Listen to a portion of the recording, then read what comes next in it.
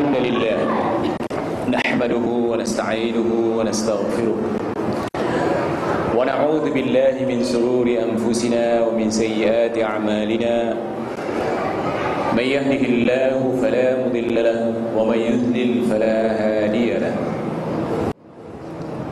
وأشهد أن لا إله إلا الله وحده لا شريك له وأشهد أن محمدا عبده ورسوله يا أيها الذين آمنوا اتقوا الله حق تقاته ولا تموتن إلا وأنتم مسلمون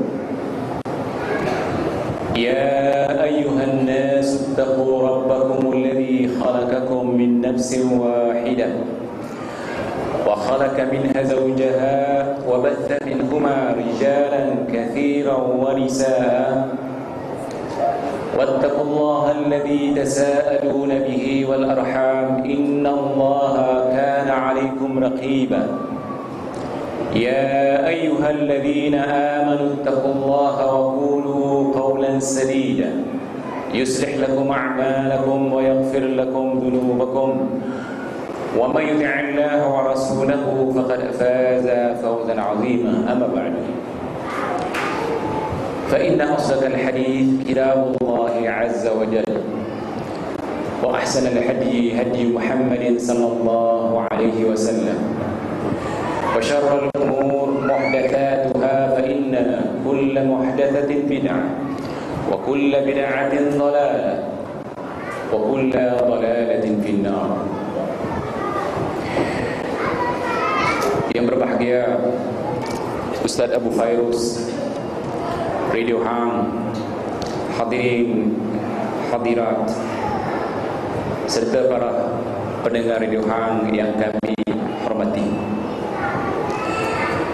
Sebelumnya saya dihubungi, tajuk kuliah yang diberikan kepada saya Kiat Hidup Bahagia di Atas Sunnah. Sunnah adalah tariqah, jalan yang sudah ditunjukkan, diamalkan, dan kita diperintah supaya mengikut sunnah tersebut oleh Rasulullah SAW. Dan jaminan ini sudah antum ketahui melalui kitab Allah dan sunnah Rasulnya. Dan di antara Rasulullah SAW bersabda, taraktu fikum amrayni ma in tamassaktum bihima falan tadillu abada, kitab Allah wa sunnat rasulih atau kama qala. Rasulullah SAW bersabda, aku tinggalkan kepada kamu sekalian dua perkara. Selagi kamu pegang kepada keduanya, kamu tidak akan sesat, tidak akan menyeleweng, tidak akan tersasar. Keduanya kitab Allah, yakni Al-Quran, wa sunnat rasulih, dan sunnat rasulnya. Jadi kalau ingin mencari bagaimana untuk dapat berbahagia di dunia di akhirat, jangan cari kitab yang lain. Ambil, pelajari, pahami, bertalaki kepada asatizah kita di sini yang manhaj yang sudah dijamin oleh Rasulullah, yaitu manhaj salafus saleh. Tidak ada jaminan yang paling benar kecuali daripada Allah dan Rasulnya. Kerana apa yang didatangkan oleh Allah semua kebenaran.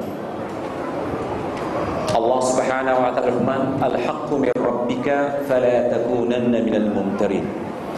Kebenaran itu daripada Tuhanmu, daripada Allah Subhanahu wa ta'ala yang semayam di atas arasnya, di atas langit.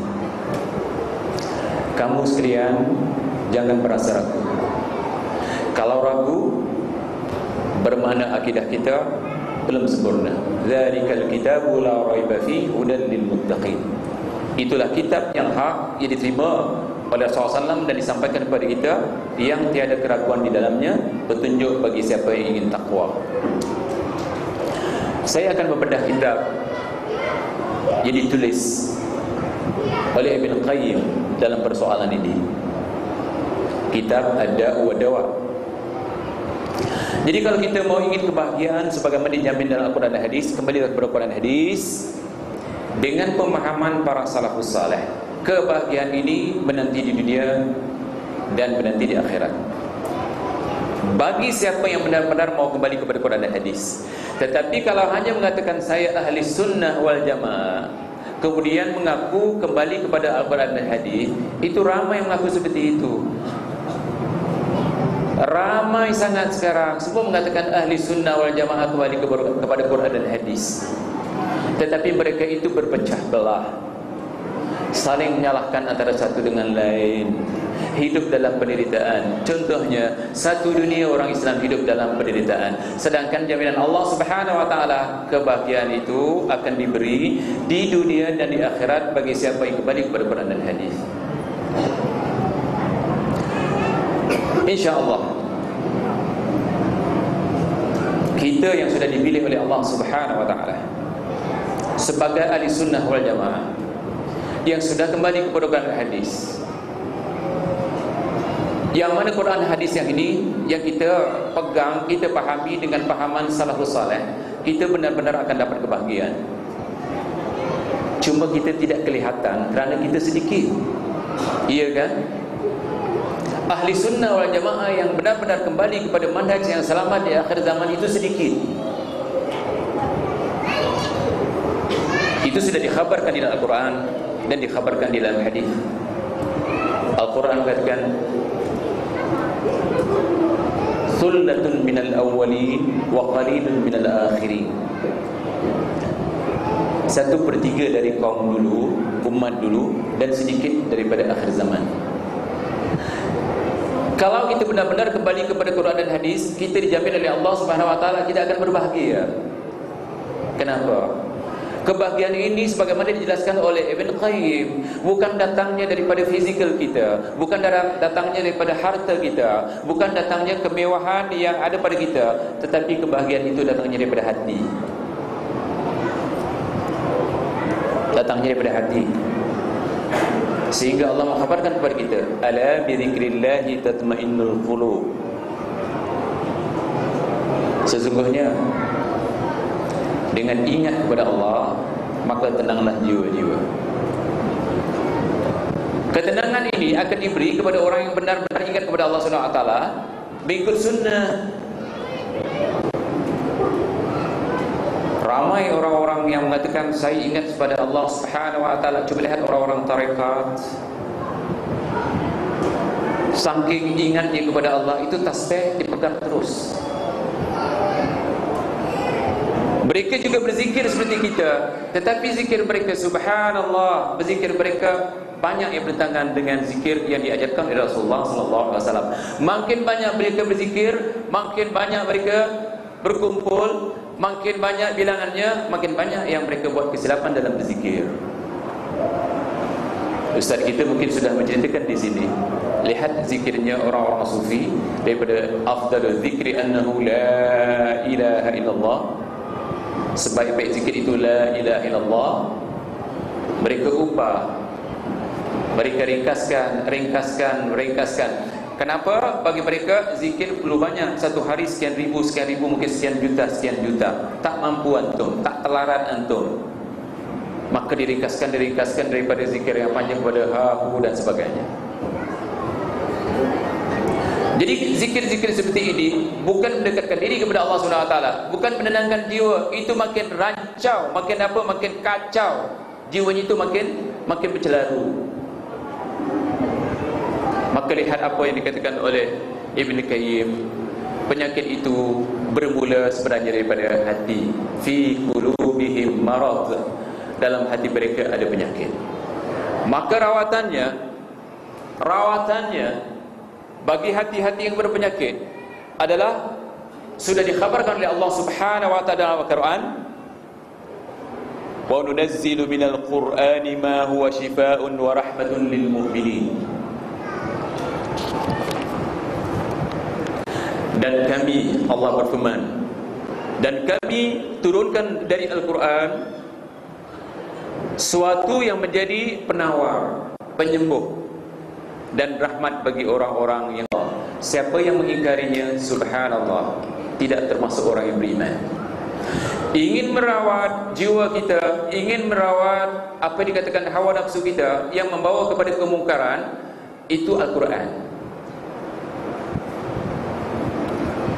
Allah Subhanahu wa ta'ala bertanya kepada orang yang punya Quran tetapi tidak dirawat hatinya. Allah bertanya, afala yatadabbaruna al-Qur'ana am ala qulubin aqfaluha? Apakah kamu tidak mau bertadabbur, memberi konsentrasi kepada Al-Quran, atau hati kamu sudah terkunci, tertutup?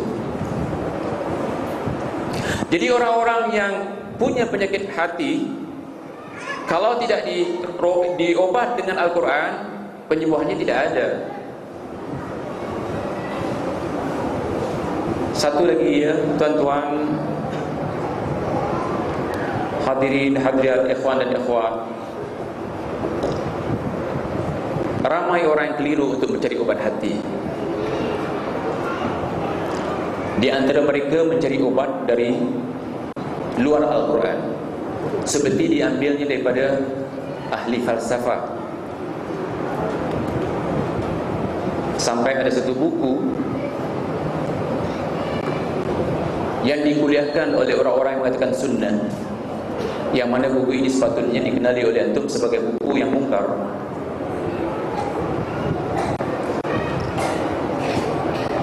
La tahzan. Pernah dengar buku ini? La tahzan. Jangan bersedih, jangan berduka cita. Dan bila kami baca buku ini, yang didukir itu penyakit-penyakit yang susah dirawat, yang virus-virus ini sedang menyerang orang-orang di Eropah. Orang-orang orientalis membawa kata-kata, ucapan-ucapan, falsafah-falsafah yang belum pernah dapat merawat orang-orang di Eropah ataupun orang-orang kufar, itu dimasukkan di dalam kitab yang dikatakan la tahzan, itu dibawa ke tengah-tengah masyarakat Islam, seolah-olah buku ini untuk merawat orang Islam. Silap penulisnya. Bagaimanapun hebatnya tulisan perkataan orang-orang orientalis, itu bukan mukjizat. Percayalah, perkataan ini tidak akan merawat antum. Quran mengatakan hanya Quran yang boleh merawat jiwa antum, hanya Quran yang boleh merawat hati antum, hanya Quran yang boleh menyelamatkan antum dengan rawatan ini selama dunia dan akhirat. Berjaga-jaga antum kepada orang-orang yang dititlekan, diberi gelaran sebagai ulama, menulis dengan membawa tulisan-tulisan yang diambil daripada kufar, dan tulisan-tulisan ini separuh dibawa ke atas mimbar. Bayangkanlah kalau diambil orang kufar, dibawa ke atas mimbar, dibacakan dalam khutbah-khutbah. Di mana sahabat, asar-asar sahabat yang begitu banyak yang belum kita baca? Di mana hadis-hadis yang ribuan yang belum sempat kita baca? Di mana tafsir Al-Quran yang memerlukan tafsiran-tafsiran yang perlu dibacakan kepada kita? Kemana ini? Belum sempat kita bongkar, belum sempat kita baca, belum sempat kita kedepankan kepada umat. Kok kata-kata orang-orang idealis yang tak pernah beriman kepada Allah Subhanahu wa taala, yang tidak pernah menyembuhkan orang Eropah daripada berbagai-bagai penyakit, dibawa ke sini. Jadi buku seperti itu, yang seumpama itu dibuang. Umar bin Khattab pernah melihat satu cepisan Taurat atau Injil. Itu kan kitab yang paling disanjung oleh orang-orang ahli kitab. Tetapi bila Rasulullah SAW melihat, Rasulullah marah. Seolah-olah Rasulullah SAW mengatakan, tidak cukuplah Al-Quran ini, wahai Umar. Maka Umar mencampakkan, membuang cepisan Taurat atau Injil ini ke tempat pembakaran. Maka ulama kita mengatakan wajib dibakar. Wajib dibakar. Apa saja yang ingin membetulkan akidah kita, membetulkan hati kita, merawat hati kita selain Al-Quran dan hadis. Maka di sini Anda katakan, kalau kita ingin mencari satu obat untuk mengobati jiwa kita yang sakit, hati kita yang sakit, tidak ada kecuali Quran dan hadis.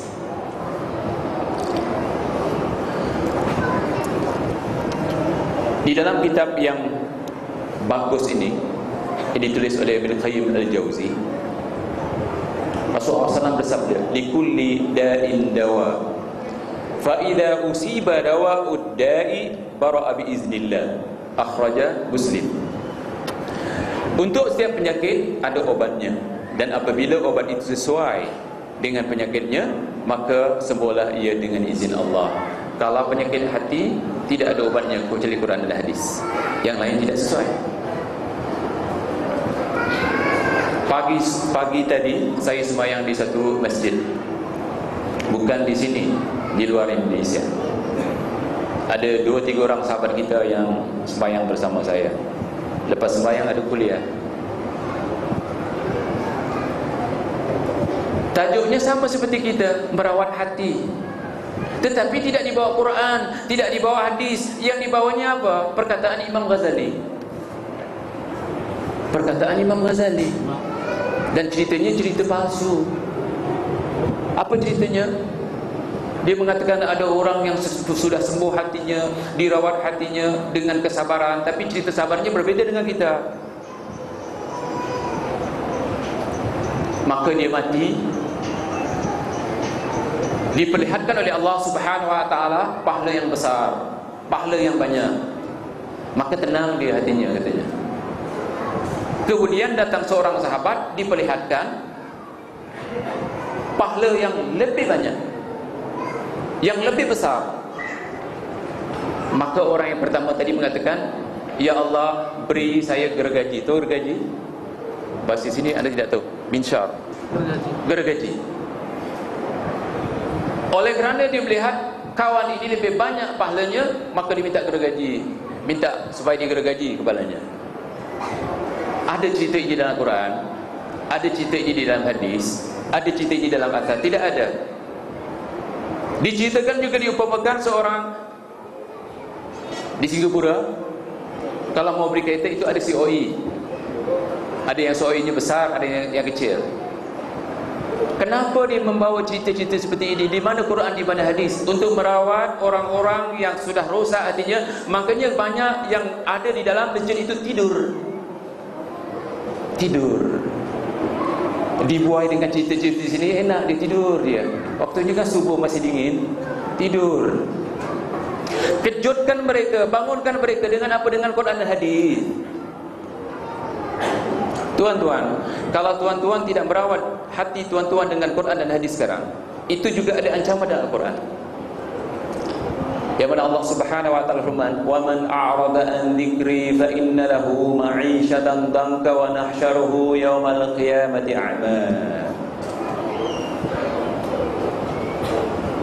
Siapa yang meninggalkan zikri, Ibn Qayyim mengatakan Quran dan hadis, fa inna lahu ma'isyatan danka, maka akan ditimpakan kepada orang yang meninggalkan Quran dan hadis ini penghidupan yang berat. Penghidupan yang berat. Berat hatinya di dunia, bagai-bagai penyiksaan ada, dan kedua adalah siksa kubur. Wa nahsyuruhu yaumal qiyamati a'ma, dan akan dibangkitkan pada hari kiamat buta. Orang yang sudah dibangkitkan dalam keadaan buta ini, sebagaimana tafsir ataupun terjemahan ini, mereka bertanya, lima hasyartani a'ma wa kuntu basira. Ya Allah, kenapa engkau bangkitkan aku dalam keadaan buta sedangkan aku dulu celik? Allah berfirman, qala kadzalika atatka ayatuna fanasitaha wa kadzalika al-yawma tunsa. Begitulah aku turunkan, aku berikan kepada kamu ayat kami, kamu melupakan. Hari ini kami lupakan kamu. Sedangkan hari Yaum Syiddah adalah hari kebangkitan di hari tersebut. Jadi untuk mendapat kebahagiaan di hari tersebut, untuk dapat kebahagiaan di dunia, ketenangan jiwa, ala bi dzikrillah tatmainnul qulub. Zikir itu umum. Di antaranya dapat ketenangan jiwa itu dijamin bukan di dunia saja, tapi di akhirat, di hari yang yaumul syiddah, yang sangat menakutkan. Untuk mendapat rawatan seperti itu, ketenangan, Al-Quran, zikir kepada Allah SWT dengan zikir mengikut sunnah.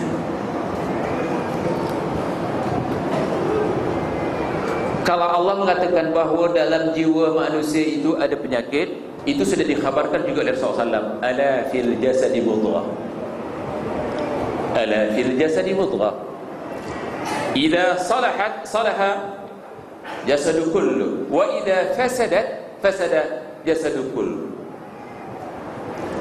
Dalam setiap tubuh kita ni semua, termasuk ustaz yang di tepi ana antum, ada seketul darah. Apabila darah ini bagus, baik, sempurna, maka sempurna segala-galanya, termasuk tubuh kita. Salahat jasadu kullu ala wahyal qalb. Itulah yang disebut hati. Bukankah kita katakan tadi fi qulubihim marad? Manusia paling menderita bila hatinya punya penyakit. Rawatannya Al-Quran, dan Allah mengkhabarkan melalui lisan Rasulnya, dalam tubuh ini kalau sakit, yang dikatakan seketul darah, sakit seluruh tubuh. Ala wahyal qalb. Kemudian Rasulullah SAW mengisyaratkan kepada dadanya, at-taqwa hahuna, at-taqwa hahuna, at-taqwa hahuna. Ketakwaan itu di sini, di hati. Jadi kalau antum ingin takwa, kembalikan kepada Al-Quran. Kembalikan kepada Al-Quran. Kalau antum ingin takwa, kembalikan kepada hadis. Tetapi pahami Al-Quran, pahami hadis sebagaimana dipahami oleh para salafus saleh. Kerana ramai orang mengatakan sekarang paham Al-Quran, paham Al-Hadis, tetapi mengambil pahamannya daripada Mu'tazilah, mengambil pahamannya daripada Jahmiyah, mengambil pahamannya daripada Syiah, mengambil pahamannya daripada Qadianiyah.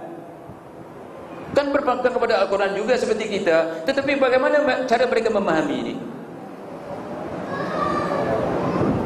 Malah orang-orang modernis sekarang, mereka mengatakan, oh tidak perlu hadis, tafsiran hadis tidak perlu, kami juga laki-laki, kami juga hebat, malah kami lebih hebat. Zaman mereka ketinggalan, tapi zaman kami canggih, kami sudah sampai ke bulan, maka kami lebih berhak menafsirkan hadis, Al-Quran tanpa memerlukan hadis. Ini yang dikatakan Quraniyun, yang sudah banyak pengikutnya. Di mana? Di bandar-bandar, di kota-kota, di Madinah. Saya satu hari bertemu dengan seorang lawyer. Di sini lawyer panggil lawyer ya? Iya.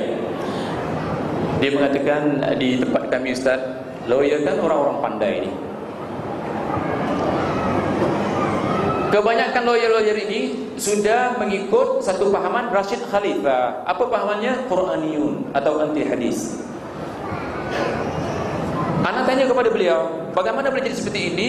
Kerana apabila mereka dibawakan Al-Quran, mereka melihat hadis, mereka mengatakan hadis celaru. Apa itu celaru? Berbagai-bagai katanya. Dia beri contoh.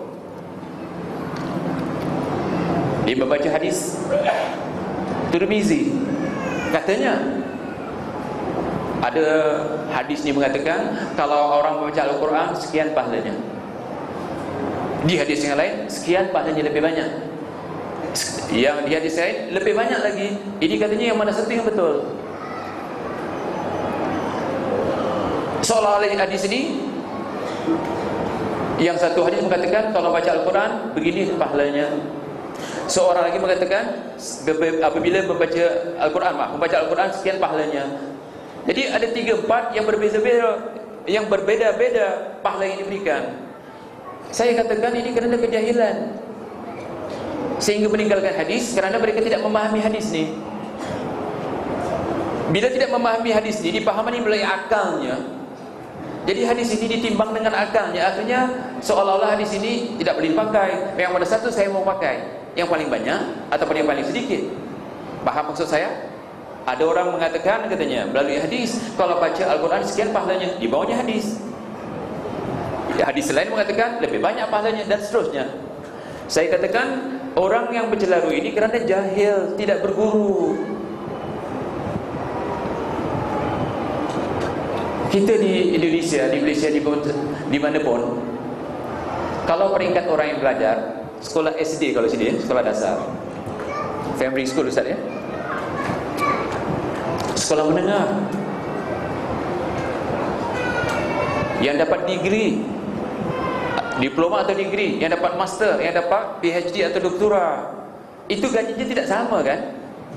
Yang sekolah dasar kalau kerja berapa gajinya? Yang sekolah menengah berapa gajinya? Yang diploma berapa gajinya? Yang universiti berapa gajinya? Kalau peringkat universiti,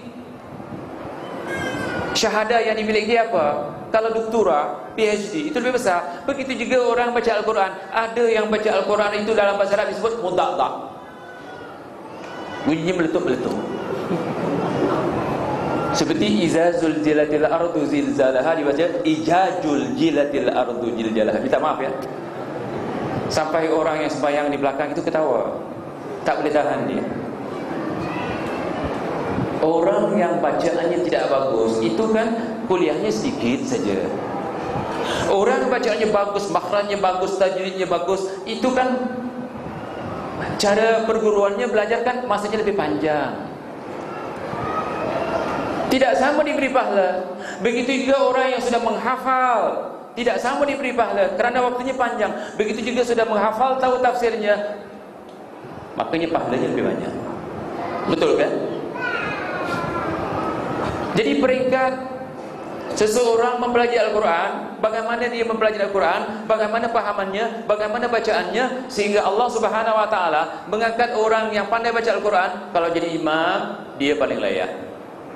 Lihat.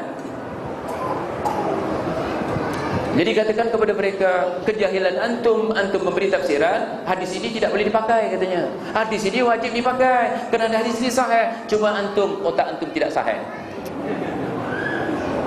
Ada penyakit, maka penyakit itu dibawa ke hatinya. Itu sebab kata Rasulullah, al-aqlu fil qalbi. Akal itu tunduk kepada hati. Kalau hatinya bagus, akalnya bagus. Kalau hatinya rosak, akalnya lebih rosak. Apa kata Rasulullah dalam hadis Bukhari, al-aqlu fil qalbi. Akal itu bawa kepada hati. Kerana hati kita kan dirawat oleh Al-Quran. Fi qulubihim marad. Dalam hati kamu ada penyakit. Siapa yang boleh rawat? Allah yang merawat dengan hidayah melalui Quran dan hadis. Makanya dia katakan tadi, dzalikal kitabu hudan. Kitab itu Al-Quran petunjuk. Siapa yang beri petunjuk? Innaka la tahdi man ahbabta walakinnallaha yahdi man yasha. Kita ni semua ustaz, para nabi dan para rasul tidak berdaya, tidak akan berdaya memberi hidayah kepada siapapun kecuali dengan izin Allah, dengan kehendak Allah. Antum yang di depan ana yang mendengar radio HAM, bersyukurlah kepada nikmat yang Allah beri kepada antum. Ini akbarun ni'mah indallahi al-iman. Nikmat paling besar di sisi Allah Subhanahu wa taala adalah iman, bukan Islam saja. Orang Islam, banyak orang Islam, tapi yang beriman sebagaimana imannya yang dijamin oleh Allah dan Rasulnya sedikit. Makanya anda katakan tadi, thullatun minal awwalin wa qalilun minal akhirin. Jadilah orang yang sedikit ni. Makanya orang yang dirawat hatinya oleh Allah Subhanahu wa taala sedikit. Dan antum yang sudah dirawat oleh Allah Subhanahu wa taala hati antum orang yang paling kental. Bagaimana kita menghadapi musuh-musuh yang dari Mu'tazilahnya, Qadariyahnya, Jahmiyahnya, Syiahnya dan 72 pecahan yang diperbukakan bumi ini. Antumlah yang diserang, antum ni diserang. Selain orang Yahudi, orang Nasara, walan tarda ankal Yahud walan Nasara hatta tattabi'a millatahum. Selain orang Majusi yang menyerang antum, kalau antum tidak mempunyai hati yang dirawat dengan Al-Quran, antum sudah hancur. Betul kan? Di mana kekuatan kita sekarang? Kekuatan kita adalah Al-Quran. Bukankah Umar pernah memberi nasihat kepada angkatan perang yang ingin menghadapi musuh? Dilihat seorang-seorang sudah berubah mukanya. Kenapa? Musuh itu lebih ramai daripada orang Islam. Apa kata angkatan perang yang ingin menghadapi musuh? Dilihat seorang-seorang sudah berubah mukanya. Kenapa? Musuh itu lebih ramai daripada orang Islam. Apa kata Umar? Di antara kata Umar, yang punya antum Quran. Antum punya Quran, mereka tak punya Quran. Apa isi Al-Quran? Kamu mau mati, mereka mau hidup. Yang mati ini matinya mulia, yang mereka hidup ke mati tidak mulia kerana kufar. Bagaimana Allah Subhanahu wa taala membina umat ini begitu kuat dengan Al-Quran, antum kembalilah kepada Al-Quran. Makanya Rasulullah SAW menjamin dua ini. Jangan ambil falsafah, bagaimanapun hebatnya orang mengeluarkan perkataan ini, kalau tidak diambil daripada Al-Quran. Dan Al-Quran bukan falsafah. Falsafah itu adalah akal. Quran mukjizat, kalamullah wahyu. Jangan dijatuhkan Al-Quran, jangan diturunkan Al-Quran, jangan direndahkan Al-Quran dengan mengangkat falsafah dan Al-Quran dihinjak-hinjak. Jangan. Kita hinjak falsafah, kita hinjak hawa nafsu, kita hinjak orang-orang akhlani dengan Al-Quran. Berjaya untuk. Sebagaimana tentera Umar pulang dengan kejayaan yang besar. Tuan-tuan, penyakit hati ini macam-macam. Penyebab penyakit hati kalau kita kupas di sini, maksiat.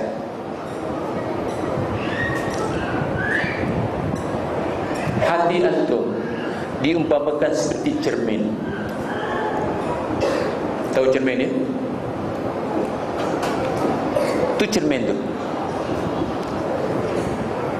Seperti cermin. Setiap maksiat yang antum lakukan sama seperti antum membuat satu dot hitam. Tahu dot hitam? Titik hitam. Cermin yang bersih ini, kalau sentiasa dikuturi dengan dot-dot yang hitam, itu maksiat-maksiat. Kalau besar maksiatnya, besarlah dotnya. Kalau tidak bertobat, kalau tidak kembali kepada Al-Quran, tidak dibersihkan dengan Al-Quran, tidak dibersihkan dengan hadis, lama-lama tertutup, disitulah hidayah tidak akan masuk.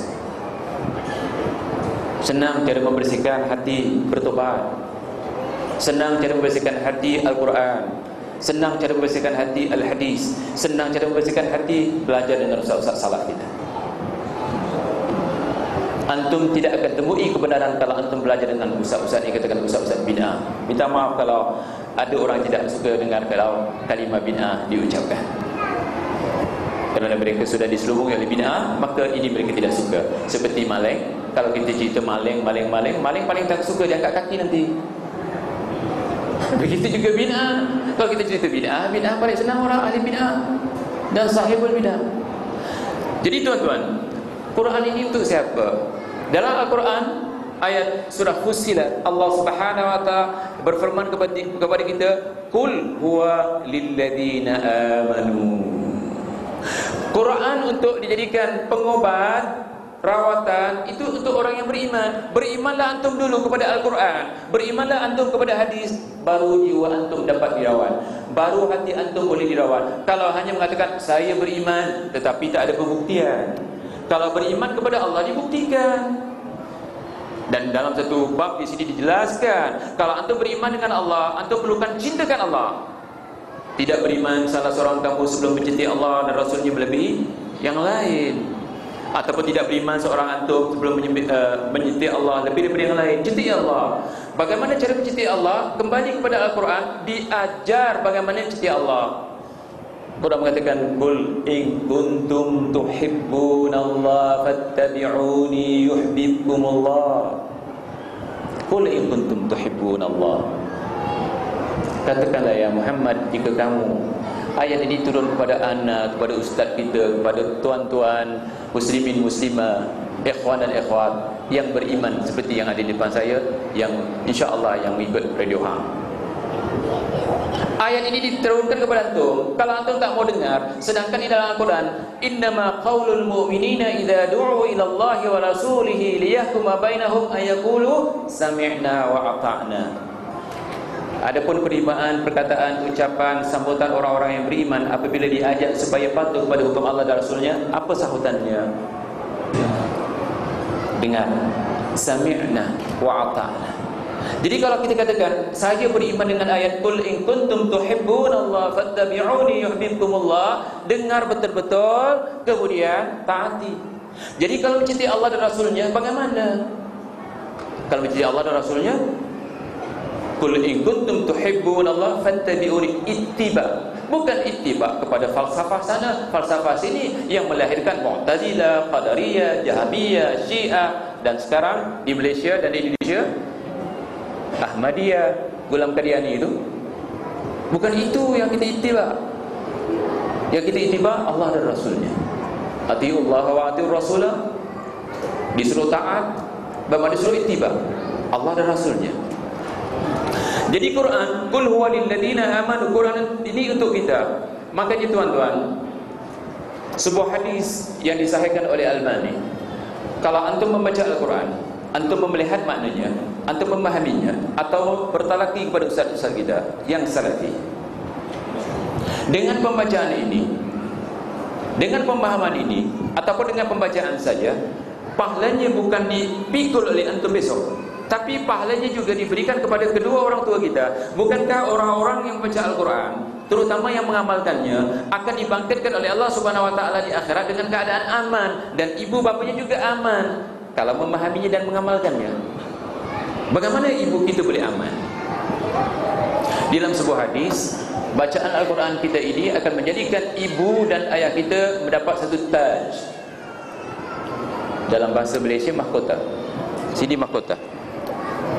Kalau antum sayang kepada mak antum, ya alhamdulillah, kita diberi oleh Allah Subhanahu wa taala ilmu yang mungkin mak bapak kita tidak memperolehnya. Betul kan?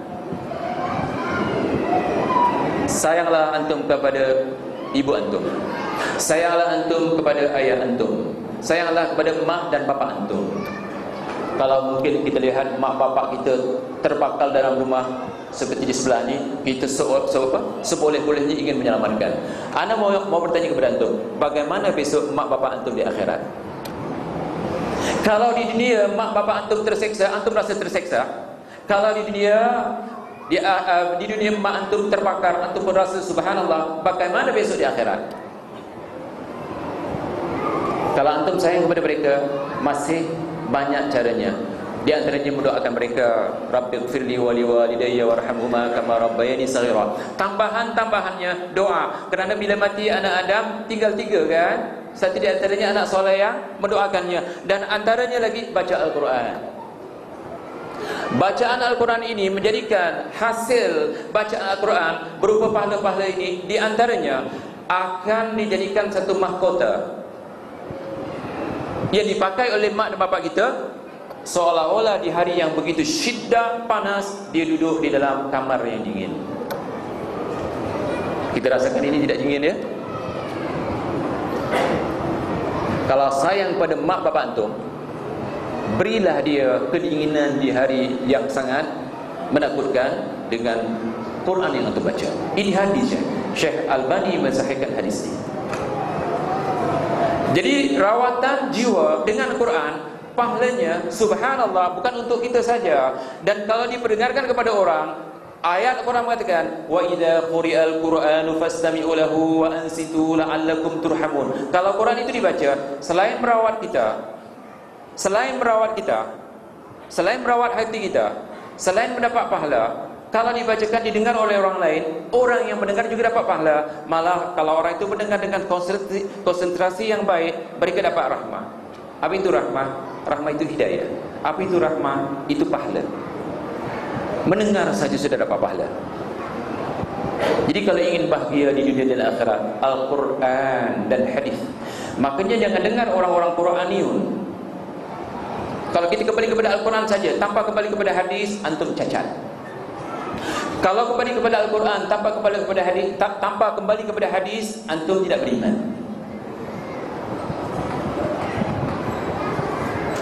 Quran mengatakan, ud'u ila sabili rabbika bil hikmati wal mau'izatil hasanah. Imam Syafi'i mengatakan, di sinilah ayat mengatakan, yang menunjukkan bahawa kita perlu beriman kepada Al-Quran kemudian hadis. Kalau kita tidak mengimani hadis, maka ayat ini seolah-olah kami tolak. Sedangkan Al-Quran, alif lam mim 3 huruf. Bika bil hikmati wal mau'izatil hasanah wajadilhum billati ahsan. Lihat, sampai kita mau berdakwah dengan Al-Quran. Dengan Al-Quran ini kita tidak boleh meninggalkan hadis. Kerana ud'u ila sabili rabbika bil hikmah itu Al-Quran, wal mau'izatil hasanah itu hadis. Hadis yang sahih. Jadi tuan-tuan,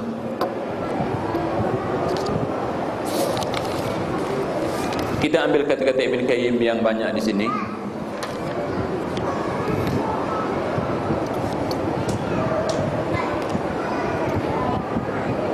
Quran, supaya kita tenang, kita berzikirlah dengan Al-Quran. Supaya kita dapat ketenangan, berzikirlah dengan Al-Quran.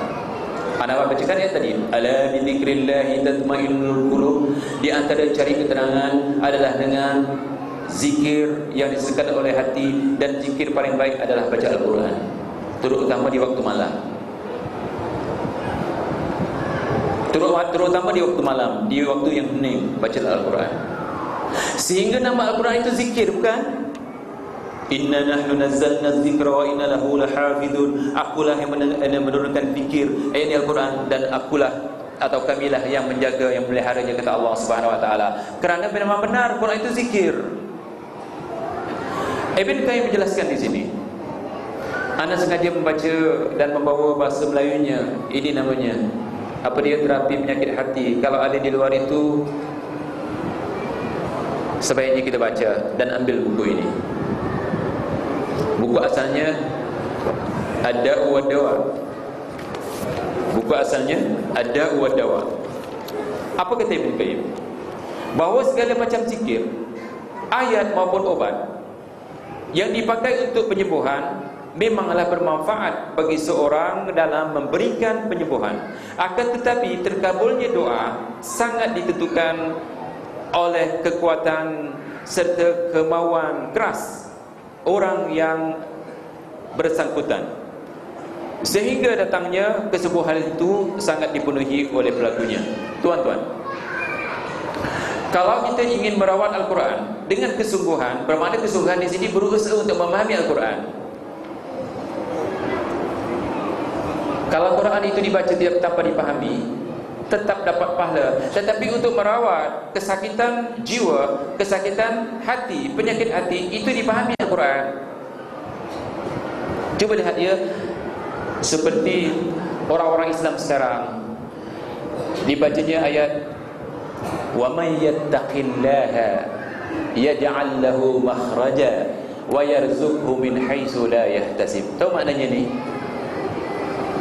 Kalau orang paham kalimah Al-Quran ini, ayat Al-Quran ini, dengan orang yang tidak paham berbeda. Orang yang tidak paham dijadikannya jimat. Di Indonesia ada seperti itu. Ayat 1000 dinar. Tahu ayat 1000 dinar? Kalau lihat di toko-toko, di kedai-kedai, di banyak negara Islam, di tanah Melayu ada katakan, di Nusantara ini kita lihat besar, wa may yattaqillaha yaj'al lahu makhraja wa yarzuqhu min haitsu la yahtasib. Maknanya mereka tidak tahu, isinya mereka tidak tahu. Yang mereka tahu, siapa yang menyimpan ayat ini, dipamerkan atau dibungkus, dijadikan jimat atau tangkal, jadi kaya nanti katanya. Dia bukan makin kaya, makin susah. Apa tidak, siang malam kerja terus, siang malam bisnis, betul-betul dia bisnis. Tapi semainnya kemana? Sedangkan ayat ini mengatakan wa may yattaqillah, siapa yang takwa kepada Allah, yaj'al lahu makhraja, akan diberi jalan keluar. Keluar daripada apa? Sakit jiwa, penyakit hati, kemiskinan, kemaratan. Ini janji Allah, innahu la yukhliful mi'ad. Allah tidak akan mungkir janji. Kalau Allah mengatakan ayat ini adalah membantu kita supaya takwa kepada Allah, dengan takwa kepada Allah kita diberi jalan keluar. Keluarnya subhanallah, yaj'al lahu makhraja, dan disambung wa yarzuqhu min haitsu la yahtasib. Setelah diberi jalan keluar daripada kemelaratan, kesakitan jiwa dan sebagainya, seterusnya akan diberi rezeki tanpa diduga-duga, tanpa disangka-sangka. Setelah kami bergerak membawa dakwah salafiyah, walaupun menghadapi berbagai-bagai rintangan di mana di Singapura dan di Malaysia, anak baru saja, dia baru 3 atau 4 tahun di Batam ni. Tapi kalau ke baru, Ustaz dari baru ya, insya-Allah saya rasa sudah belasan tahun di Pekanbaru mengajak berdakwah salafiyah. Ramai orang-orang di Singapura itu melarat, sakit jiwanya. Kami rawat dengan Al-Quran, dengan kuliah-kuliah bertalaki seperti ini. Subhanallah, ada di antaranya ikut di sini, mencurah air matanya bila dia dianugerahkan oleh Allah Subhanahu wa taala mampu membeli satu mobil yang mewah. Subhanallah, dia menangis. Ustaz, dulu saya pagi susah, petang susah, malam susah, pikiran saya bagaimana nak dapat uang atau duit. Tetapi bila kembali kepada salah, bertawakal kepada Allah, wa 'alallahi falyatawakkalul mu'minun, rezeki saya mencurah. Kenapa? Orang ini amanah. Di Singapura, orang yang mau bekerja, kalau amanah itu senang dipelihara, dijaga oleh bosnya atau tuannya atau majikannya. Orang tak mau orang yang tidak amanah, maka dilihat orang ini amanah, makanya pangkatnya terus dinaikkan. Saya tidak mau cerita orang ni siapa, tetapi ikut kuliah kita. Di antara sahabat kita di Singapura tahu tu. Dia ajak semua keluarganya supaya ikut salaf. Subhanallah, satu keluarga ikut salaf. Subhanallah, ada keluarganya mengatakan, dulu saya susah, sekarang saya masih susah, tapi jiwa saya tenang. Yang paling berharga bukan uang, yang paling berharga bukan kekayaan, yang paling berharga adalah sakinah, ketenangan jiwa. Betul kan? Kita baca di negeri di Taiwan tempoh hari atau di Korea, seorang bisnis besar, kekayaannya kita boleh lihat mobilnya, produknya di negeri kita, tetapi terjun. Uangnya banyak. Di Amerika kita boleh lihat dalam magazine, kita boleh baca dalam majalah, orang kaya tembak kepalanya, kekayaannya tak habis dimakan. Begitu juga cuba lihat orang-orang kaya di Eroppa, kita baca hidupnya bagaimana, kekayaan. Makanya dia mengatakan, saya kaya ini, patut kekayaan jaga saya sentiasa menjaga kekayaan saya. Faham maksud saya? Dia takut bankrupt, takut sangat. Bila takut bermakna patut hartanya menjaga dia. Dia siang malam, pagi petang, bangun saja nak tidur, dia fikir bagaimana supaya saya jangan bankrupt. Kan menderita itu.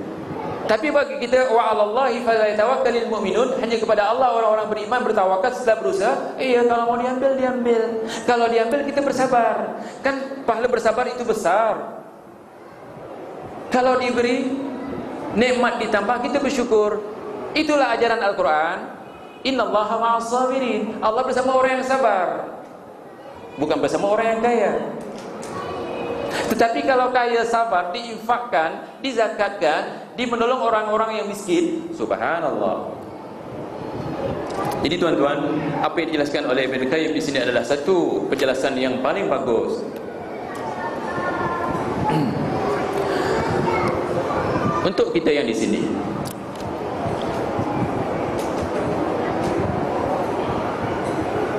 kita melihat wajah seorang-seorang, kita melihat fizikal seorang-seorang. Kadang-kadang kalau orang itu tampan, kata orang Malaysia, ganteng kata orang sini, cun kalau wanita. Orang sini panggil apa saya tahu, tapi orang Malaysia mengatakan cun, cantik kalau perempuan. Kadang-kadang ustaz yang handsome ni,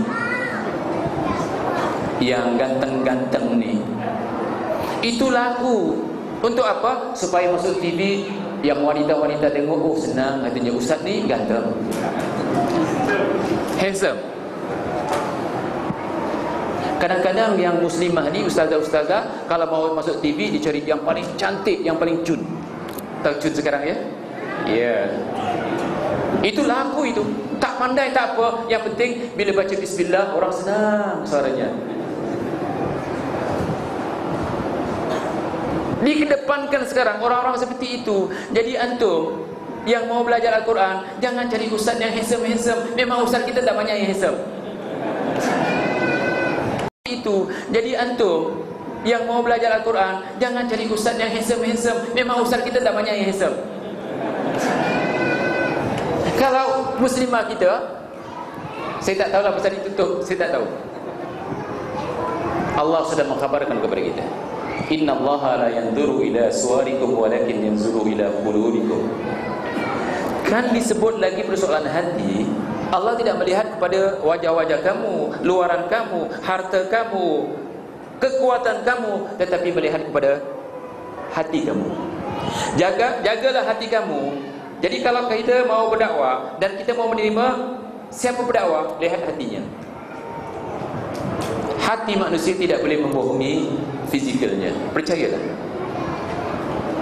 Kalau dia membohongi juga bermakna dia orang yang asi, ataupun orang fasik, ataupun orang munafik. Kita boleh bincang satu kuliah nanti kalau membincangkan masalah orang munafik. Dan tuan-tuan,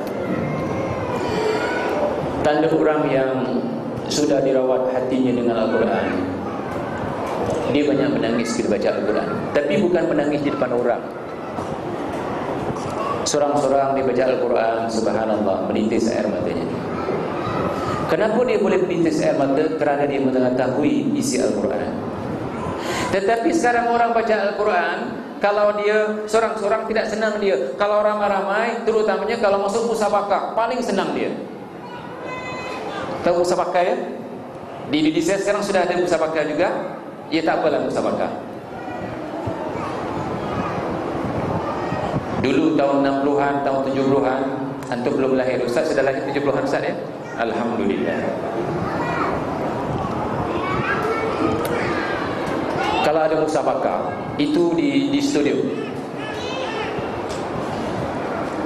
Nanti bila qari itu baca Bismillahirrahmanirrahim, yang di sana tayyib kan. Allahu Akbar.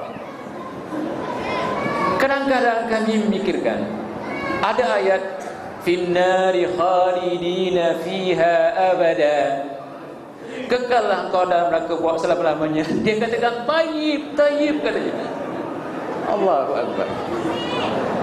Jadi antum janganlah membaca Al-Quran seperti itu. Bacalah Al-Quran, bukalah Al-Quran walaupun suara antum tidak keluar, tetapi air mata antum menitis keluar, itu yang paling mulia. Bukankah ada satu kitab yang ditulis ulama kita, Tangisan Para Salaf? Sudah diterjemah Ustaz ya? Subhanallah, baca di situ.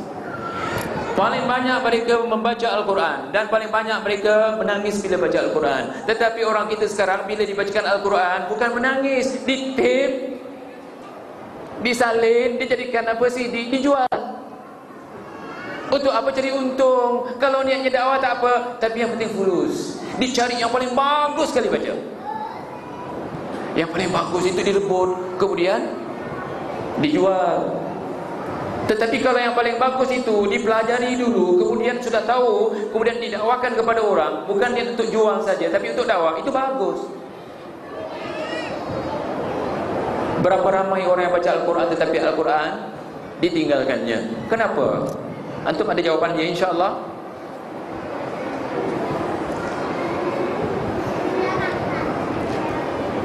Tadi saya bacakan Al-Quran, afala yatadabbaruna al-Qur'ana am ala qulubin aqfaluha. Itu terdapat dalam surah Muhammad ayat 24. Kadang-kadang ada sahabat yang bertanya nanti,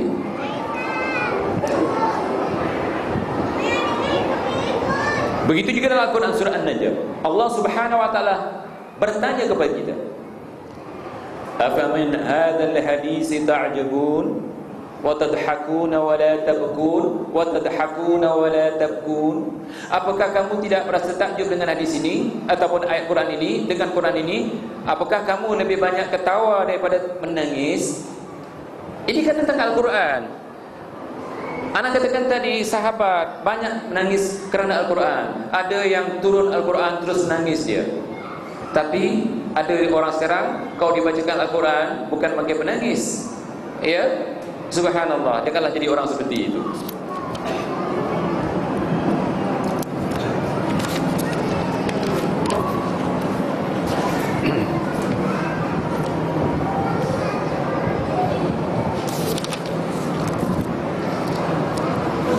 Tuan-tuan,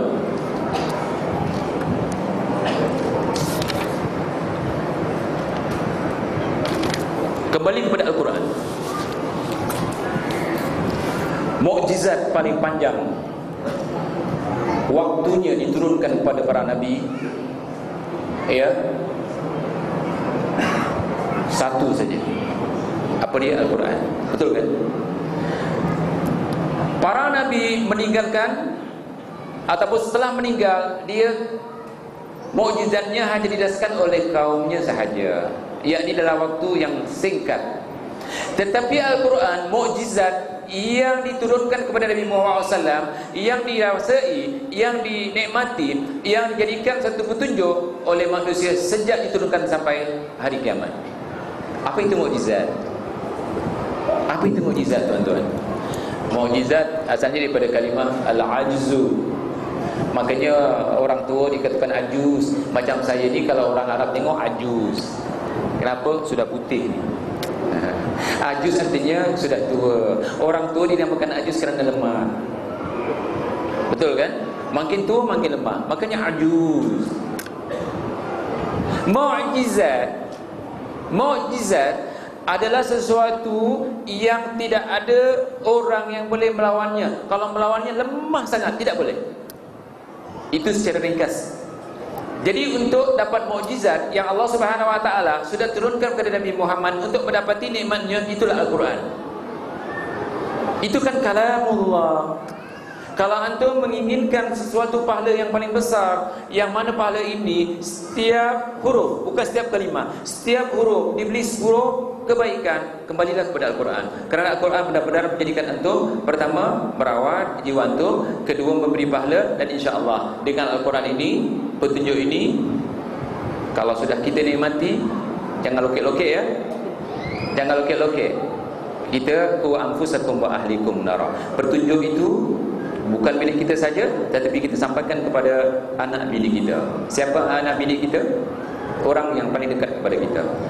Saya tidak tahu berapa lama Ustaz saya diberi ruang. Iya.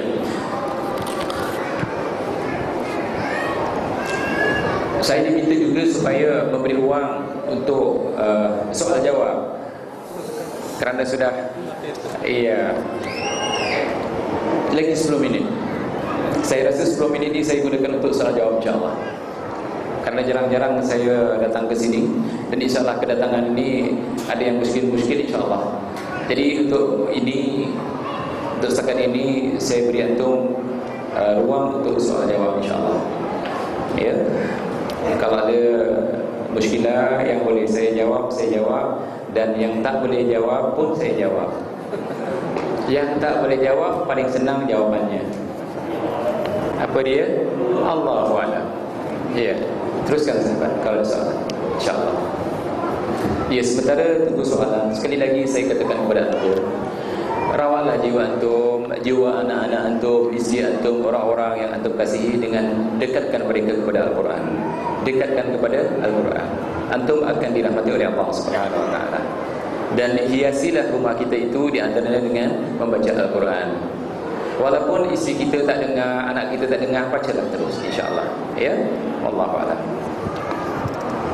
Baik, tafadhal bagi ikhwan dan mungkin dapat menuliskan pertanyaan di slide keras, atau jika tidak memungkinkan boleh langsung kepada Ustaz dengan menjadi terlebih dahulu. Saya rasa ya. Ada yang ingin bertanya? Ya.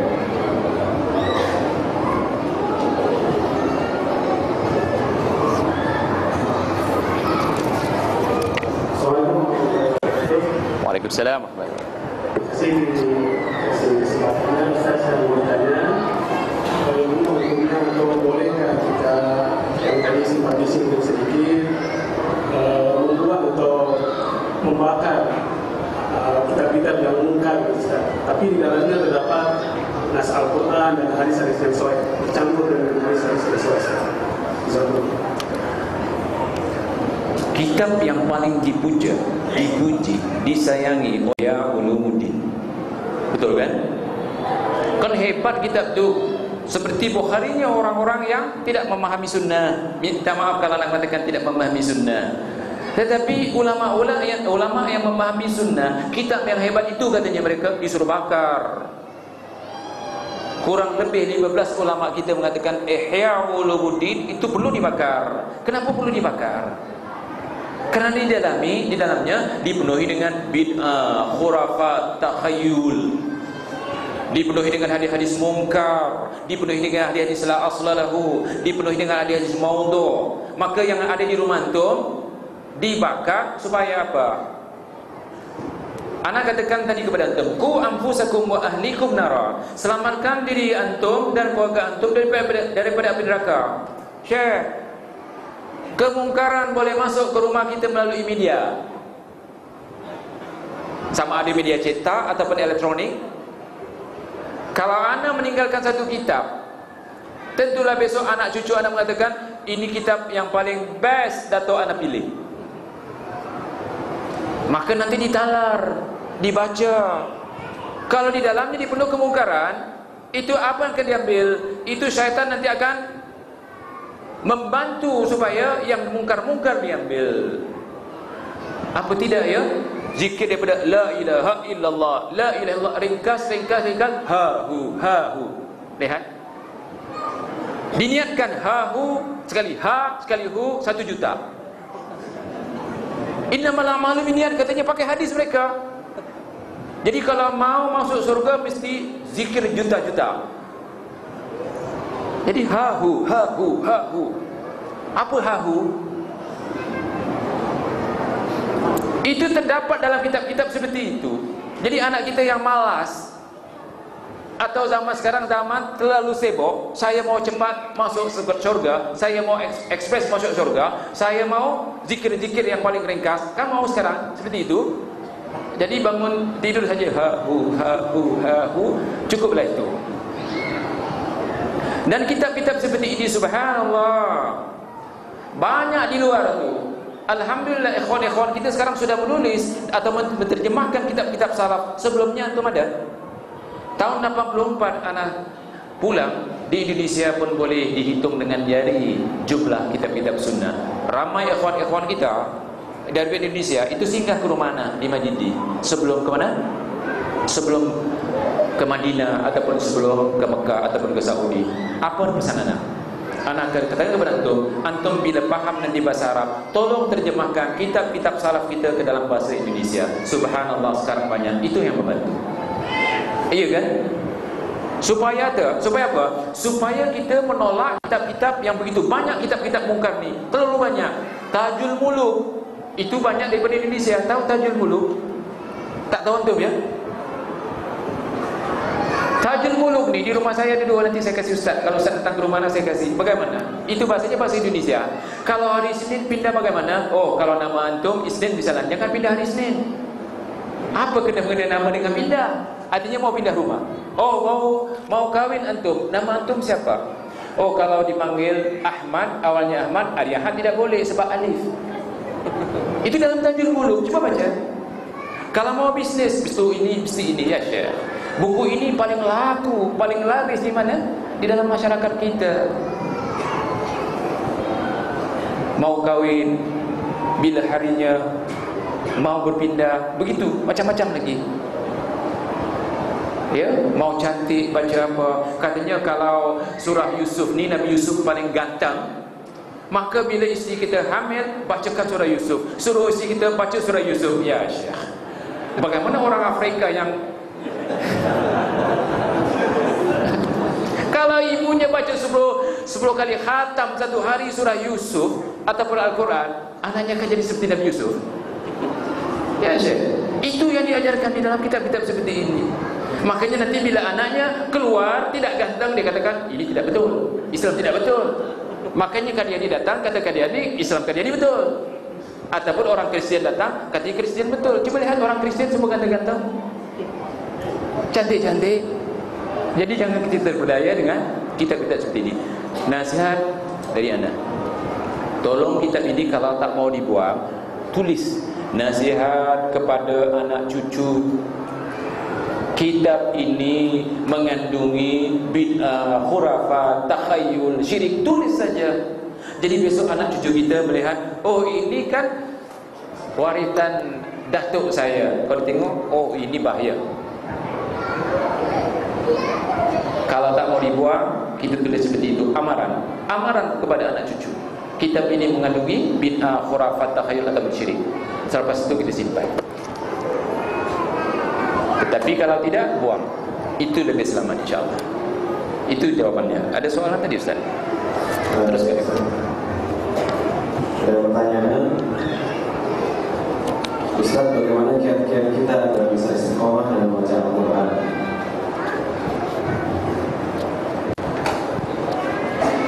Dia bertanya bagaimana kiat kita supaya istiqamah baca Al-Quran. Allah Subhanahu wa taala sayang kepada kita kan. Anak katakan tadi, Al-Quran ini adalah penyelamat, petunjuk. Dan kalau kita ingin menjadi yang takwa, orang yang takwa, itulah Al-Quran. Dzalikal kitabu la raiba fihi hudan. Pertama, inginkan dapat hidayah. Kalau antum tidak dapat hidayah, antum tidak akan mencintai Al-Quran. Kalau antum tidak takwa, juga antum tidak mencintai Al-Quran. Cintanya kita kepada Al-Quran, pertama hidayah, mencari hidayah Quran. Kedua, cintanya antum kepada Al-Quran, membaca Al-Quran apabila takwa. Di mana kita ingin memelihara ketakwaan kita? Al-Quran. Bohong kalau orang mengatakan kitab itu, kitab ini selain Al-Quran boleh menjadikan kita orang yang takwa dan cinta kepada Allah dan Rasulnya. Bila cinta kepada Allah dan Rasulnya, Al-Quran kalamullah. Kalau mencintai Allah, qul in kuntum tuhibbunallaha fattabi'uni yuhibbukumullah. Kalau antum cinta kepada Allah, cinta kepada Rasulullah, yang disuruh apa dia? Ikut Rasulullah. Dan Rasulullah SAW di antaranya setiap malam apa dia baca? Al-Quran. Para sahabat apa yang banyak dibaca? Al-Quran. Kita tidak pernah rugi baca Al-Quran walaupun tidak faham isinya. Kita tidak pernah dirugikan oleh Allah Subhanahu wa taala membaca Al-Quran walaupun kita tidak faham satu kalimah pun. Kerana dijanjikan kepada Rasulullah SAW dalam hadis Muslim, alif huruf, lam huruf, mim huruf. Tidaklah 3 huruf kecuali 1 huruf. Alif 10, lam 10, mim 10. Kalau baca Al-Quran 1 surah, berapa pahalanya? Itu kan hadis Muslim. Kalau kita yakin bahawa Al-Quran memberi pahala begitu banyak kepada kita, apa yang kita perlu baca? Komik. Kan banyak sekarang anak-anak sibuk beli komik Doraemon. Tahu Doraemon? Ada kartun Doraemon di sini. Jangan biar anak kita beli benda-benda seperti ini. Haram syekh. Innamal mubadzirina kanu ikhwanu syaitin. Selain membazir, dia juga merosakkan akal anak kita. Kan magic-magic di situ ceritanya. Magic apa? Dah percaya dengan magic, nanti cari magic. Ya, sakit cari orang magic. Siapa orang magic? Dukun. Bunyi suara kuat di situ. Dukun. Pawang, paranormal. Itu kerana suka magic-magic. Kerana pawang ada ilmu magic. Bagaimana tak ada ilmu magic? Seorang pawang boleh merawat apa saja penyakit. Tanya apa saja penyakit, boleh dia. Iya kan? Kan bohong dia. Makanya kata Rasulullah SAW, 99% dukun, pawang, paranormal itu pembohong, penipu. Orang yang bagus seperti antum, orang yang beriman seperti kita, orang yang dimuliakan oleh Allah SWT, dinaikkan derajat kita kerana ilmu kita. Yarfa'illahu alladhina amanu minkum walladhina utul ilma darajat. Allah mengangkat orang yang beriman dan mengangkat orang yang berilmu darajatnya tinggi. Jangan turunkan derajat itu dengan jadi bodoh. Bagaimana jadi bodoh? Pergi paranormal, jadi bodoh dia. Kenapa? Kena tipu. 99% kata orang Malaysia 99%, 99% dukun pawang itu pembohong. Oh, mereka mengatakan, saya bukan pergi dukun sembarangan Ustaz, saya pergi dukun yang pakai ilmu putih. Ada 2 ilmu, satu ilmu hitam. Kalau pergi Sami Siam tu ilmu hitam katanya. Tahu Sami Siam? Di Malaysia itu popular Sami Siam. Ataupun pergi Tok Kong Kuil India, itu katanya pun hebat itu. Kan lagi penipu mereka. Mereka Tuhan mereka tak kenal. Yang disembah patung kan bodoh. Yang si orang Siam sana, patung orang tak pakai baju, perutnya besar. Itu disembah. Bagaimana je? Anda minta tolong kepada orang seperti ini untuk merawat antum? Ini perbuatan kan orang bodoh yang buat kerja seperti itu. Orang pandai seperti kita Allah pelihara. Jangan pergi paranormal. Siapa pergi paranormal, kita sudah kuliahkan di sini. Malah sudah ada daurah di sini. Berapa ustaz memperkatakan tentang paranormal, dukun, bomo, pawang, orang pandai, tabib dan sebagainya. Kita tak perlu bawa masuk untuk mengulangannya. Kalau nak tanya nanti jumpa Ustaz Abu ni, Fairuz ni, insyaAllah. Iya, ada soalan yang lain. Baik, Ustaz. Ya, syukur ala wajib. Kita gabungkan menghafal hadis terlebih dahulu. Bagaimana? Mana yang lebih kita dahulukan, menghafal Al-Quran atau menghafal hadis terlebih dahulu? Kita hafal Al-Quran dulu. Kita hafal Al-Quran dulu. Yang pertama turunkan Al-Quran. Tetapi pahami Al-Quran dengan menghafal hadis. Bagaimana Ustaz? Itulah hadiah.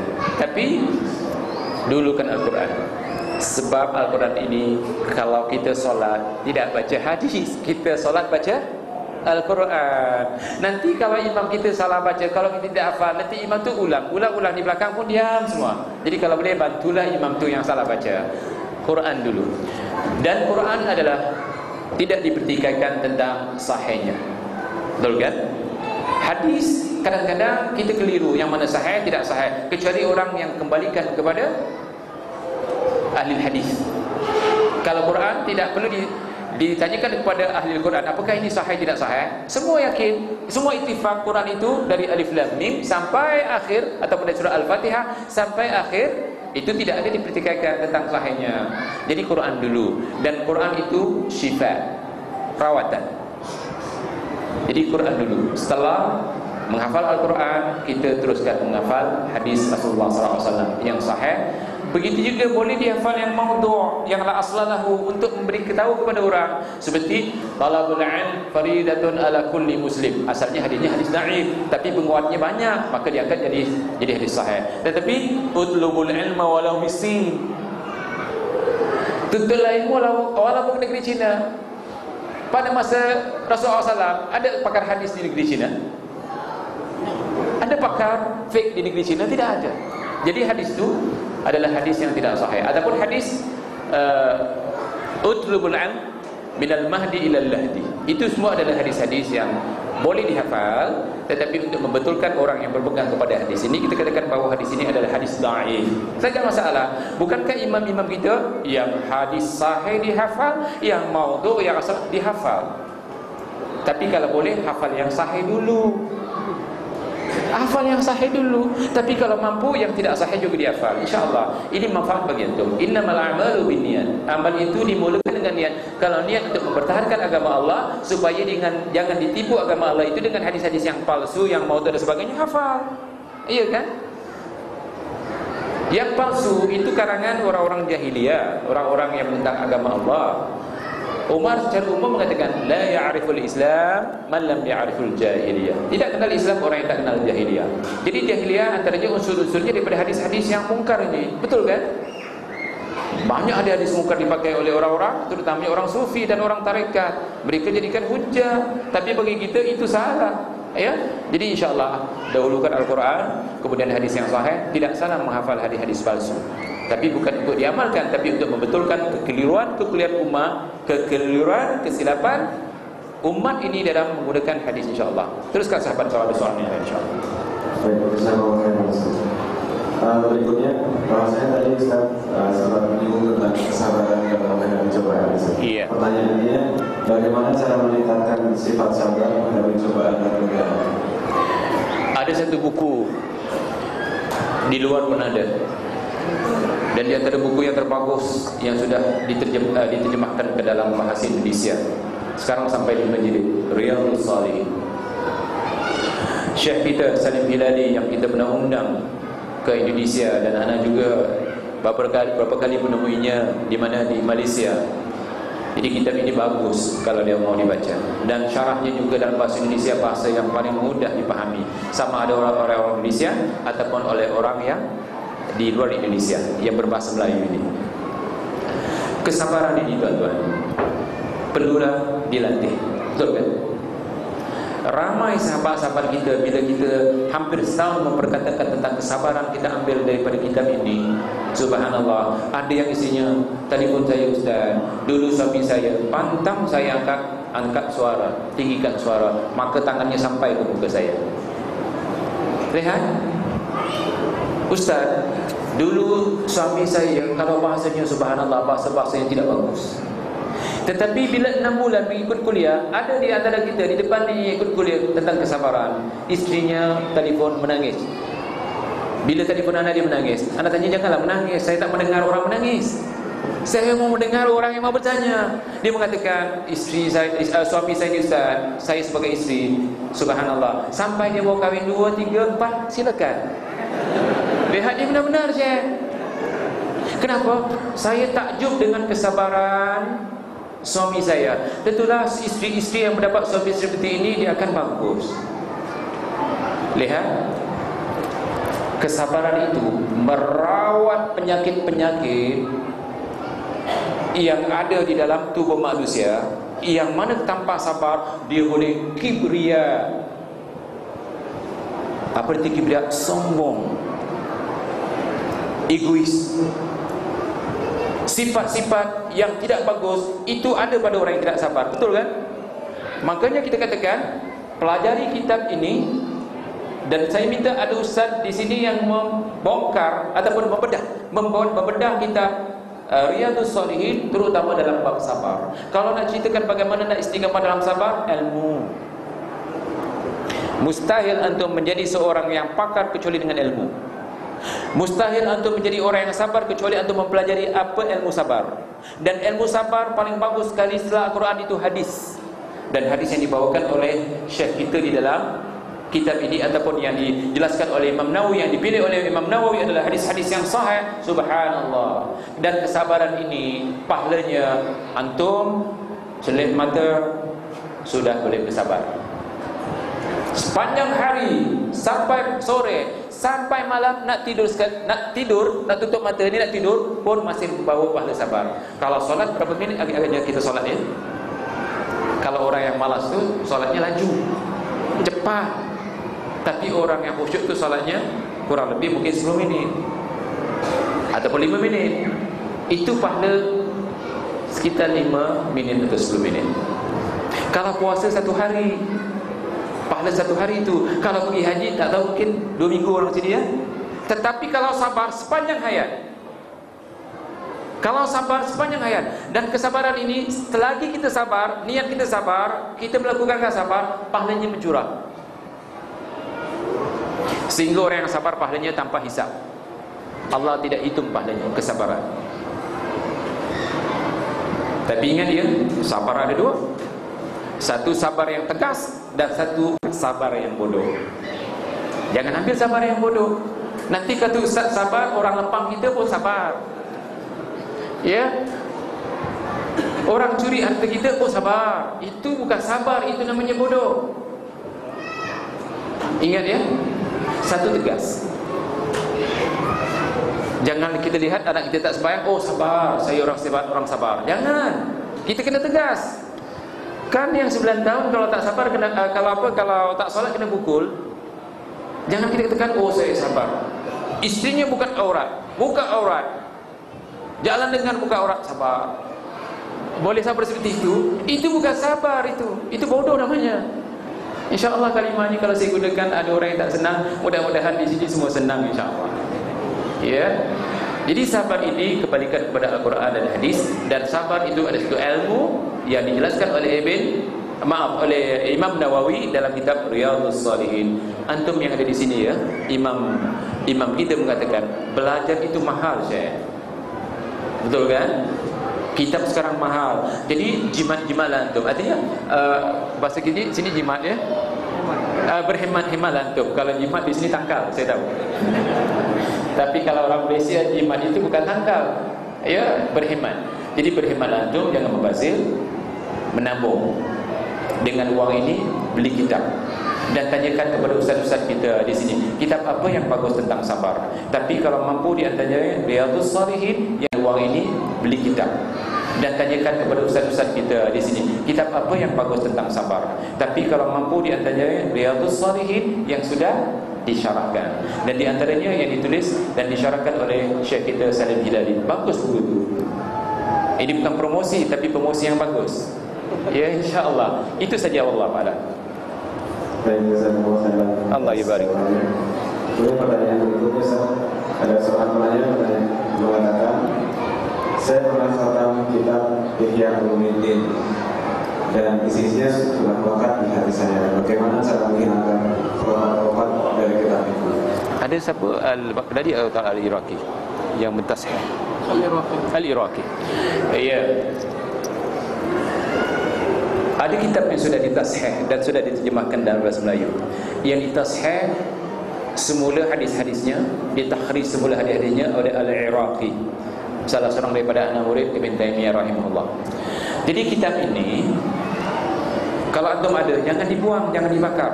Kitab yang sudah ditakhrij, ditashih hadis-hadisnya oleh seorang ulama besar, Al-Iraqi. Jadi kalau kita mau beli Ihya Ulumuddin, kita lihat siapa pentakhrijnya. Kalau Al-Iraqi simpan, dan itu boleh diajarkan kepada anak-anak kita, kerana sudah dijelaskan hadis yang dhaif, hadis yang sahih, yang munkar, la aslalahu dan sebagainya. Jadi kitab yang sudah ditashih oleh ulama salaf kita, ambil, beli kalau mampu. Adapun yang tak ada tashihnya, yang asli itu, yang matannya, kalau boleh tinggalkan dulu. Karena banyak kalimah-kalimah yang kita tak faham di situ. Banyak. Saya sendiri, saya ada 2 edisi. Satu edisi bahasa Arab yang sudah ditashih oleh Al-Iraqi dan satu yang belum ditashih. Dan ada edisi bahasa Melayunya. Saya kalau baca bahasa Melayunya saya tak faham. Makanya saking tidak fahamnya, orang tu terus tak faham, dia amalkan benda yang dia tak faham. Faham tak maksud ana? Jangan tak faham. Kita baca kitab tu tak faham istilah-istilah. Saking tidak fahamnya, maka dia tak faham, yang penting dia syok dia baca. Sebab apa? Guru yang menyampaikan tu ada kepakaran untuk gaya, karisma. Ya, dia kemudian dijanjikan dengan syurga yang begitu, syurga yang begini. Amalan itu pahalanya, sehingga tuan-tuan cuba lihat ya. Ambil wudu kan mudah. Mudah sangat ambil wudu. Tetapi kalau kita kembali kepada Ihya Ulumuddin, cuci tangan ada doanya. Kompor-kompor masuk ke hidung ada doanya. Cuci muka ada doanya. Cuci tangan kanan ada doanya, tangan kiri ada doanya. Sapu kepala, sapu jambul tu ada doanya. Cuci kaki ada doanya. Daripada mana datangnya ni? Sedangkan kita, kata Rasulullah SAW, kau wudu'i hajat, berwuduklah seperti wuduk ini. Rasulullah SAW sebelum wudu, kata Rasulullah SAW dalam hadis Bukhari, fabda'u bi bismillah. Bukan bismillahirrahmanirrahim, bismillah. Memang apa ini khabar Rasulullah SAW, sayakunu fi hadhil umma qaumun ya'taduna fit tuhur. Akan berlaku pada umat ini di akhir zaman terutamanya kaum-kaum yang melampau di dalam bersuci. Apa itu melampau? Hadis ini diriwayatkan oleh Ibn Hibban dan disahihkan oleh Syekh Al-Albani. Bermakna akhir zaman ramai orang yang berwudu, wudunya itu tidak diterima. Kenapa? Tidak seperti wudu Rasulullah SAW. Lihat, miftahus salat tuhur. Kunci solat itu adalah tuhur. Apa itu tuhur? Tuhur, ada ulama mengatakan 4. Pertama sekali adalah mandi hadas. Dan kalau kita tanya mandi hadas ni, orang sekarang banyak yang fail, gagal. Betul kan? Yang kedua wudu. Kalau tidak ada air, tidak mandi hadas, tidak wudu, kita tayammum. Yang keempat istinja. Ramai orang kencing di tempat apa namanya itu, tabung tu, kadang-kadang tak ada air, kadang-kadang pakai suku haji, kencing di situ. Cebok tak? Tidak cebok, malah di Lebuhraya. Istilah sini Lebuhraya, Ustaz ya? Iya, jalan yang panjang di Malaysia tu, Lebuhraya. Saya setiap minggu ke Kuala Lumpur daripada Johor. Setiap minggu, setiap bulan ke utara, ke ujung sana. Kadang-kadang Pak Haji pakai songkok. Dia punya mobil kan ada air condition, kan dingin. Nanti tengah-tengah perjalanan itu mau kencing dia, tidak malu dia. Dia parkir di tepi jalan, maka di tepi kereta dibuka benda tu, dia kencing. Faham? Dibuka dia punya zip, dia kencing. Kalau budak-budak tengok, kan tak malu katanya. Budak-budak tak malu. Tapi isi pakai haji ni kencing seperti itu, cebok atau tidak? Tidak cebok, Syekh. Ini berlaku. Artinya kencing bukan di tandas ataupun di jamban, tapi di tepi jalan. Dalam hadis juga tidak boleh seperti itu. Cebok tak? Tidak cebok dia. Okey, kalau anda tidak cebok, anda solat sah? Tidak sah. Malah di dalam satu hadis Rasulullah SAW pernah ziarah kubur dengan beberapa orang sahabat. Kan di patahnya ranting, dicacak di satu kubur. Kemudian selepas itu berjalan lagi, diambil ranting, dicacak satu kubur. Sahabat bertanya, apa gerangannya? Salah satu kubur itu kata Rasulullah, tuan punya kubur ini, sahibu hadal kubur atau makam, dia tidak istibra. Atau tidak istibra, dia kencing belum tus, kata orang Malaysia, belum keluar semua. Dalam bahasa ini, sini anda tak tahu apa bahasanya. Tidak tus, tahu tus? Artinya belum keluar semua, masih ada, maka dipakai seluarnya. Walaupun dia sudah istinja, tapi bila jalan dia kan keluar. Ada satu penyakit, antaranya silsilatul baul, kencing yang tidak lawas. Orang sini panggil lawas, ya? Tidak lawas, artinya tidak. Subhanallah. Bahasa Malaysia, bahasa Indonesia ini kadang ada yang tak sama rupanya. Di sini banci, di sana lainnya. Banci ni tak tahu masalah kencingnya, saya tidak tahu. Kalau di Malaysia tak katakan banci, banyak yang tidak tahu banci. Banci itu kira. Banci berapa wang? Banci penduduk. Itu bukan banci bermakna pondan. Di sana banci dipanggil pondan. Alhamdulillah, orang yang kencingnya tidak dibersihkan dengan betul, itu disiksa kubur. Kan disiksa kubur. Kalau kena siksa kubur, bermakna akhirat nanti lepas siksa kubur ada siksa yang lagi satu. Puncanya miftahus salat tuhur, miftahus salat tuhur, itu perlu dipahami apa itu tahara. Cantiknya agama kita ini, canggihnya agama kita ini, sempurnanya agama kita ini, sehingga Abu Hurairah mengatakan, "Allamana Rasulullah sallallahu alaihi wasallam kulla syai'in hatta al-qira'ah." Subhanallah. Rasulullah SAW sudah mengajarkan kami segala-galanya, hatta kencing atau berak dan bercebok atau istinja. Cantik kan? Ada agama seperti ini? Tidak ada. Coba tengok. Kita tengok di tandas-tandas awam, tahu isi kita orang sini, ya. Mereka keluarkan dia benda, kencing, lepas tu jalan. Sebab dia tidak ada tahu bagaimana nak beristinja. Tapi kita diajar istinja. Subhanallah. Jangan ditinggalkan istinja ni. Jadi tuan-tuan, apa yang kita perkatakan ini adalah kebaikan untuk sama, insya-Allah. Jadi kalau kita ingin jadi orang yang besar, pertama sekali solat kita dibesarkan. Ya, itu yang sempat anda jawab, insya-Allah. Kalau ada soalan yang lain, kalau ada masa lagi teruskan, insya-Allah. Masa dah habis. Masa dah habis. Baik. Iya. Mungkin saya saran kepada Ustaz barangkali ada penutupnya. Iya. Sebelum saya mengakhiri kalimah, saya ucapkan terima kasih pertama kepada Radio Hang, kepada asatizah, kepada ikhwan dan ikhwat yang sama-sama memenuhi ruang ini untuk menimba manfaat yang Allah berikan kepada kita, iaitu ilmu yang kita ambil daripada Quran dan hadis. Alhamdulillah, apa yang saya sampaikan adalah saya ambil daripada Quran dan hadis. Semoga Allah Subhanahu wa taala merahmati kita, memberi dan menambah kita dengan ilmu-ilmu yang manfaat. Semoga antum menjadi seorang pejuang salafi yang ikhlas. Dan saya akhiri, aqulu qawli hadza astaghfirullah li wa lakum wa sallallahu ala Muhammadin wa ala alihi wa sahbihi wa sallam. Subhanakallahumma wa bihamdika asyhadu an la ilaha illa anta astaghfiruka wa atubu ilaik. Wallahu a'lam. Wassalamu alaikum warahmatullahi wabarakatuh. Syukran alal jami'.